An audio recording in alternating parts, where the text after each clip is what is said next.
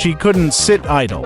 With Kwesi's blessing, she sought Zuri, a griot whose voice could rouse the dead. Zuri was old, her hair silver, but her eyes burned with defiance. "The river mourns with us," she said, gathering rebels in a hidden grove.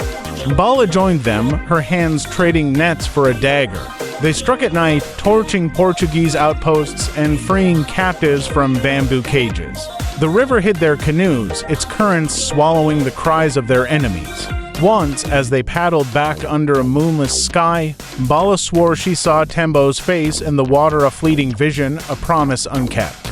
Decades rolled by and Mbala grew gray, her hands trembling as she taught Lika's children the old songs. Afongsu died in 1543, his dreams of a Christian Congo crumbling under Portuguese greed.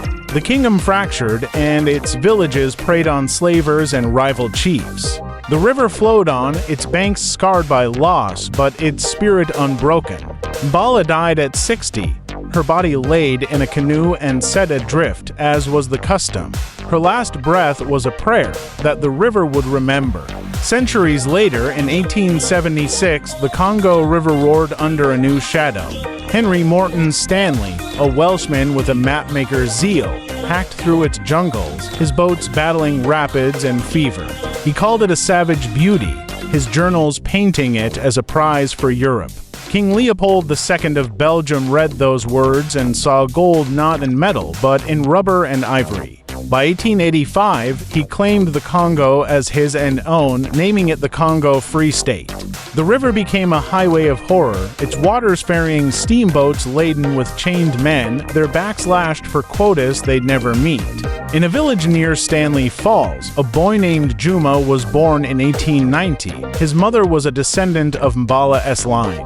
He grew up hauling rubber under Belgian whips, his hands bleeding, his father lost to an overseer's bullet.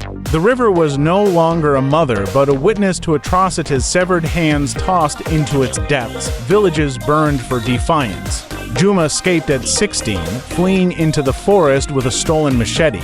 He found others runaways, rebels, survivors, and they built a camp where the river forked, its waters shielding them from patrols. They raided plantations, and their cries an echo of Zuri's songs, their blades carving freedom from despair.